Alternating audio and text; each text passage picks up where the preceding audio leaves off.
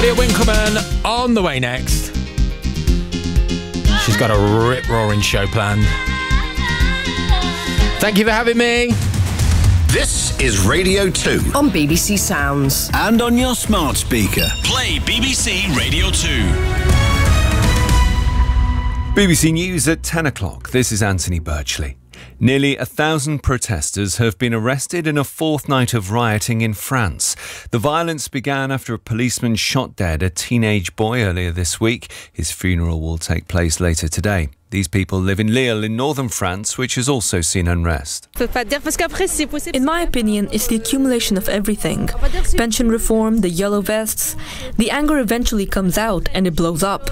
Oui, donc des deux côtés. En fait, le premier côté, Naël. There was no need to kill Naël. He didn't do anything wrong. Young people want justice, but this is not the way to do it. Burning and breaking things, that's not justice. They should let the legal system do its job. The Foreign Office is advising British tourists travelling to France to monitor the media as they may face disruption.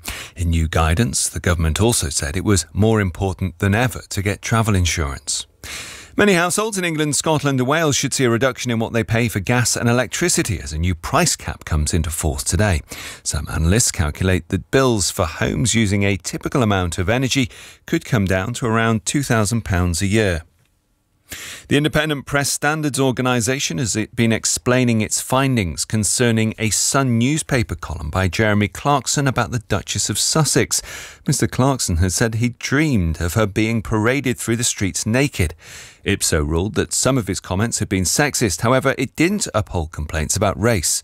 Charlotte Dewar is the organisation's chief executive. There were clearly references to the Duchess of Sussex's sex throughout the article. There were passages that were cited in the complaint, and the committee acknowledged why some would feel that they had racial connotations, absolutely, but there wasn't sufficient there to establish to the level required that there was a breach of the code on that point.